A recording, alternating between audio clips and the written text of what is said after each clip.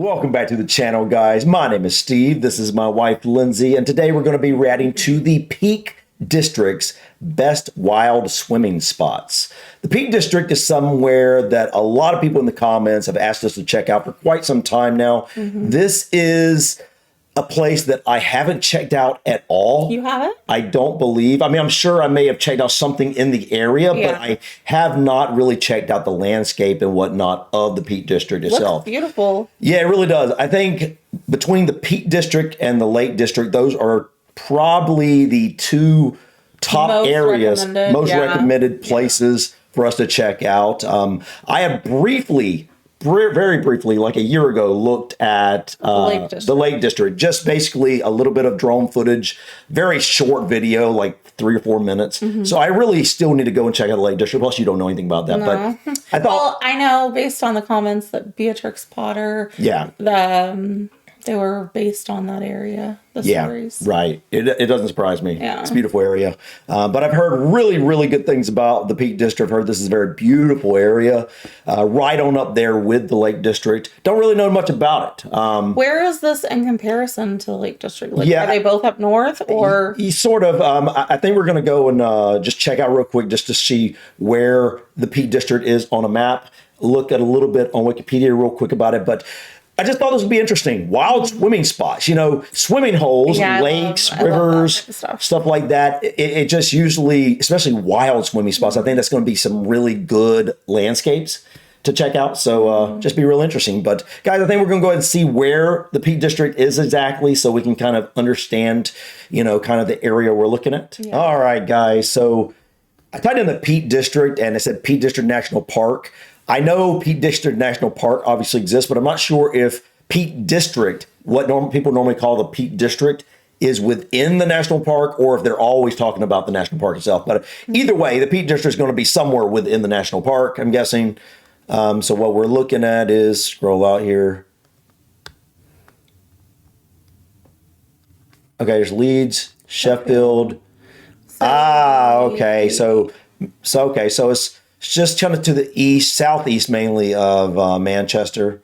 And I'm guessing it's probably this little bit of darker green here area, I'm guessing. Looks big. A lot of reviews on Google about that. Can you scroll out a little more? Yeah. Let's see.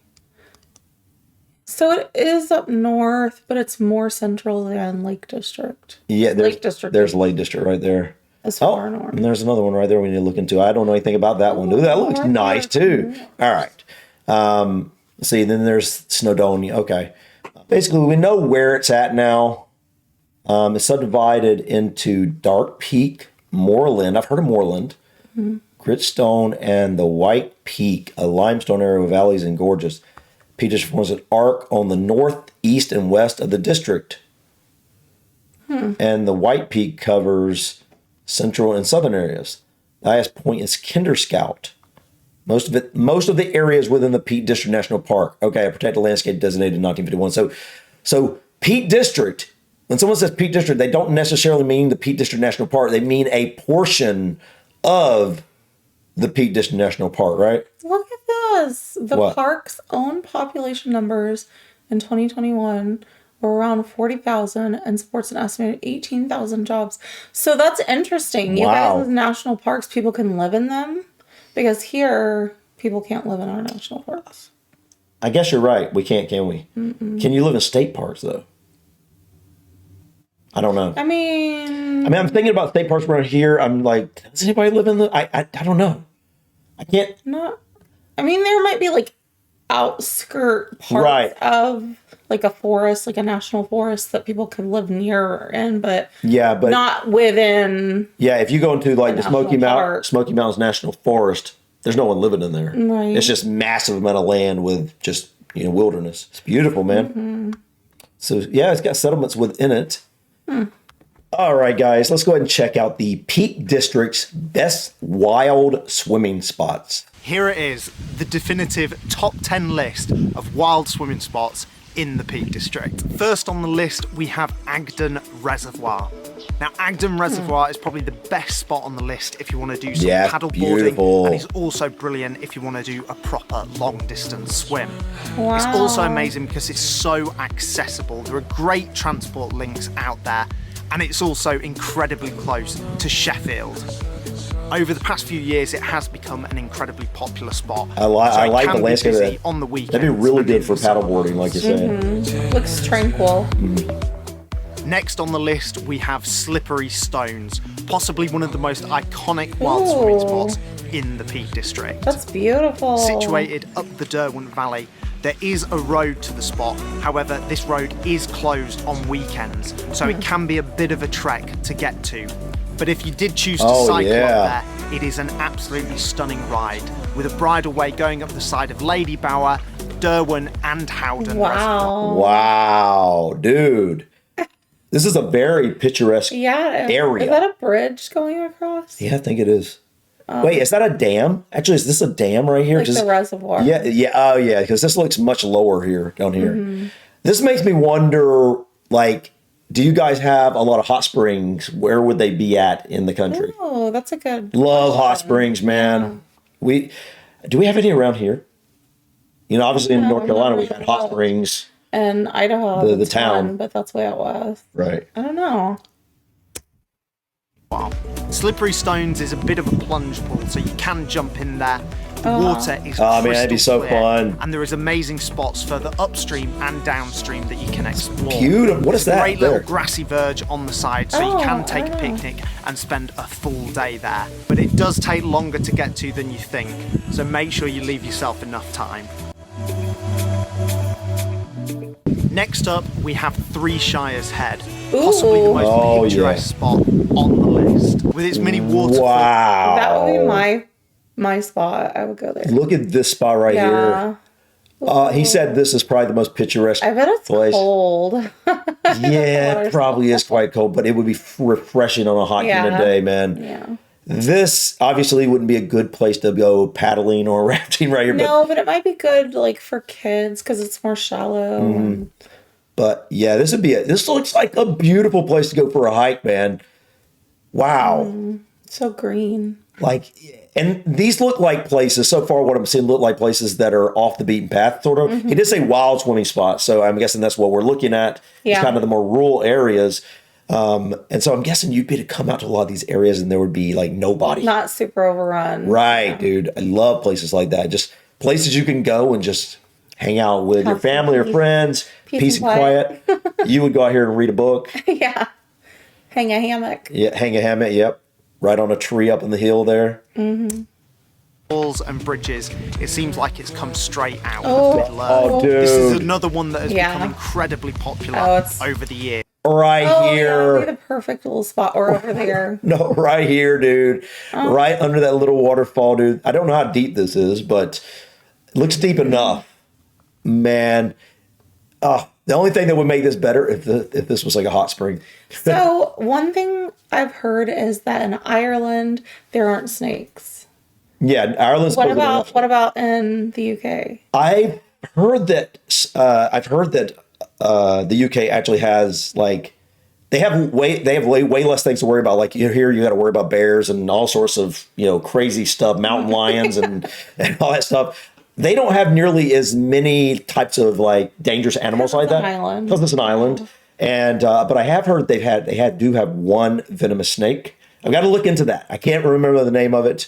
We'll have to check that out soon. Yeah. But I'm guessing you're probably not going to have to worry about wildlife as much anywhere in the UK as you do here in the US, because here's like, everywhere. That's my fear with places like this in the US is like water snakes. It's true. I mean, you do got to worry about that. We have numerous venomous snakes here and stuff like that, which you probably wouldn't have to worry about, which makes it so much easier to relax more enjoyable in a situation with your kid and stuff, So if you want to avoid the crowds, you need to go for an early morning swim like I did. But the views are definitely worth it. It doesn't seem like it'd be a place with a lot of crowds. He said. Next up, we have our most sophisticated spot on the list, Chatsworth House. Now, the Chatsworth grounds are absolutely incredible. Reminds me of the And River Biltmore Derwent Estate. snakes A little its way bit, yeah. through the grounds. Surprisingly, you can swim pretty much anywhere. My You gonna favourite go spot swimming is there? down at the bottom near the Carlton Lees.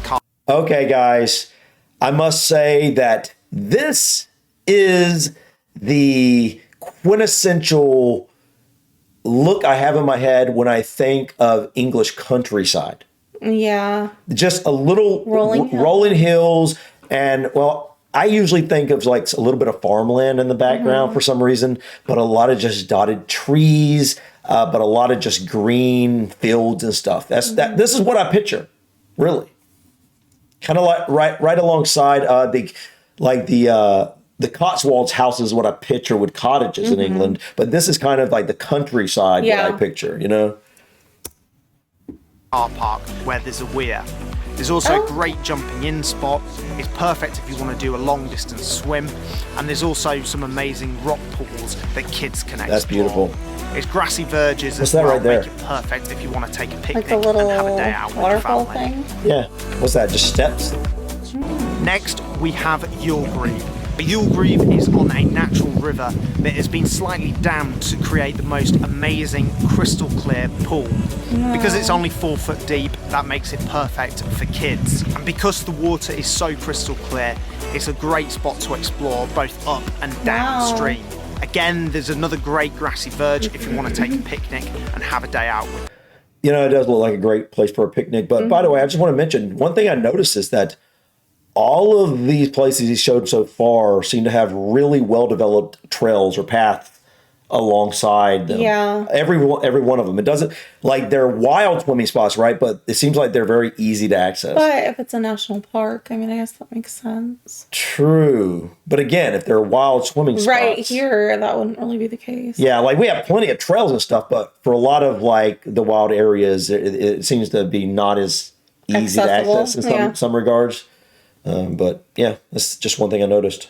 Family. On your way back, it's vital that you stop off in Bakewell and get yourself a proper Bakewell tart.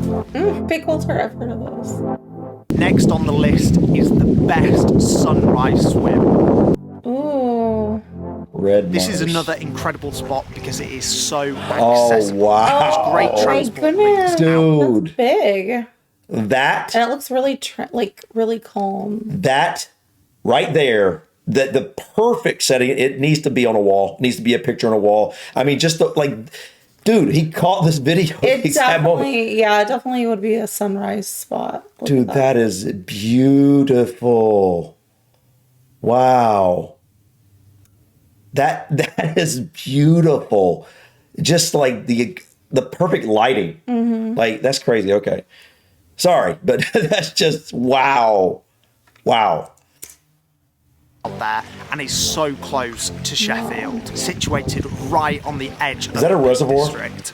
I don't Red know. Mars is actually a series of 3 reservoirs Okay. that face eastwards, which makes it the perfect place for a sunrise swim. Now, with the growing popularity of wild swimming, it is difficult to find spots that not many people know about. But next up is Fairbrook, a bit of a hidden gem. Just off the A57, you would expect it to be quite busy, my but this goodness. is I love actually the color a really remote part contrast. of the Peak District. And Fairbrook is one Hold on. What is this? Is that Heather? It looks like, some kind of flower. Dude, I love this little valley here, man. This is the type of landscapes I love, just like the contrast. And then you see the Green. rocky That's outcrop crazy. up here. Yeah. Love that too. Like the spotted rocks. That's what I always call them, the spotted rocks. Because it's like you see this big landscape and you just see these rocks just dotted in the landscape. So interesting. one of the many rivers that flow down from the Kinder Wow. Plateau, with loads of Kinder amazing Plateau. little plunge pools to go in, meaning that even on a really busy day, you can usually find a spot to yourself. Now, this is a list that is filled with some of the most beautiful spots in the Peak District. But I'm not going to lie to you. Next up, number 8, Froggatt Bridge, is not one of the most beautiful spots. Don't get me wrong, it is lovely with Froggatt Edge in the beautiful. background, but it is near quite a busy road. Oh, so why okay. is it on the list? It is good if you want to do a long swim. However, the main reason is for bridge jumping. Bridge jumping and cliff jumping are some of favourite things to do. And there are quite limited spots in the Peak District where you can do this. So that's why Froggatt Bridge has wormed its way onto the list. Number 9, Barbrook. Now Barbrook is situated up on the moorland, and it's another one that has been created by a dam. But again, there is crystal clear water. I think this one is my least favorite spot look-wise so far. It's still pretty. Oh, I kind of No, it's still pretty, and it's still the countryside, and I love it, right? But out of the other, there's so many beautiful spots here that I must say that the others, with just the contrast in landscape, the rockiness, the different pools and stuff, just... One thing I noticed about this one is it's not as... Like, there's not much of a shore to easily just get in and out. It's like a pond in a way. Yeah, that's what it reminds me of. Just like a pond. Wild pond. I'm curious to see why he chose this one, compared to the others. And because it's up on the moorland, it stays cold pretty much year round, which I love. Okay. There's also some great tracks Good leading there. biking. So it's the perfect spot if you want to mix a bit of wild swimming with some gravel biking. Okay, I get that. And finally, number 10, Mermaid's Pool. Now, we had the perfect sunrise swimming spot, and this is definitely the perfect sunset swimming spot. Situated partway up Kinderstown, Okay. offers some of the most incredible views in the Peak District. Yeah, I It is like a bit that, of man. a trek to get to, but the walk is absolutely breathtaking. I wonder how and deep it is it is. definitely worth going late on in the evening to get that sunset with your swim. I'm not gonna lie, That's the beautiful. pool itself is not actually the nicest place to swim, and it can be quite boggy, but it's definitely worth it for the views. Wow. Guys, incredible. The Peak District, what we see here is as beautiful as advertised. Yeah. At least the landscape around the swimming holes here. But I think my favorite one... let's see. I was going to ask you which one was your favorite. Let's see. The reservoir, slippery stones. I think my favorite was Three Shires Head. Yeah, I think this one might be my favorite too. That is It looks the most beautiful. cozy. Yeah, it looks like you could just spend a whole day there. Swimming pool. And the cool thing is you could go from one spot to the next. I'm guessing this probably wouldn't make a good place to do not bridge jumping. but definitely a great place to just hang out. I think the one thing that can make this place better, but I mean, you might have access to this, but have 2 trees like this somewhere that you could tie a hammock to. And just like, imagine if there was And another listen to the tree waterfalls. right over here, tie a hammock right there and just hang out above this waterfall here and that waterfall all day. Dude, that'd be beautiful. See, that one was interesting too. I love the landscape there. I love the contrast and that little valley. I was trying to see if that was my favorite. I think the one we just checked out was my favorite here. Which one? Mermaid? Yeah, the one you said. Three Shires. Yep, this is my favorite too. Absolutely. Don't get me wrong. The others were beautiful in their own ways, but look at this. I mean, like, just something about the pools and the stone and the waterfalls and even this bridge in the background. Love that. Ferns. So this is a walking bridge, right? This is a walking bridge. That's not a driving bridge. Wow. Oh, there's another one. You see that one? Wow. Incredible, guys. I see why you wanted us to check out the Peak District in general. Let us know, guys, what else we should check out in the Peak District specifically. Is there some interesting What other off the beaten path spots, swimming or not, that you like to go to or you think we should check out? Yeah, we're a sucker for beautiful landscapes. Yeah. And, I tell you, I think you guys probably can kind of figure out a little bit of what the landscapes I like the most are. I like contrast. I love rolling hills. I love trees. I love stones and greenery. I love old stone bridges. I mean, like I'm a sucker for those, man. We don't see these enough here. We really don't. Now in Indiana, we not really around here, but I know that Indiana has a lot of covered bridges. Yeah. I think Indiana the number 1 covered bridge state. I think that might be Iowa. I heard Indiana was on up there. Indiana has quite a few. They're not around here though. They're like up north or something, like there's up in a lot the up middle of the state. But I'm a sucker for old bridges of all types, whether they're covered wooden bridges or whether they're old stone bridges. I just find bridges fascinating. We love hiking. Haven't done it around here in a while, but love it. Love seeing beautiful areas like this, guys. So please feel free to recommend other beautiful areas you think we'd enjoy checking out. But you got anything you want to add before we go? All right. Thank you so much for stopping by, guys. Please click that like button. Feel free to drop your comments or suggestions about this video or others. And don't forget to subscribe to continue to follow us on our journey to discover our British and Irish ancestry. Till next time, guys. Peace. Bye.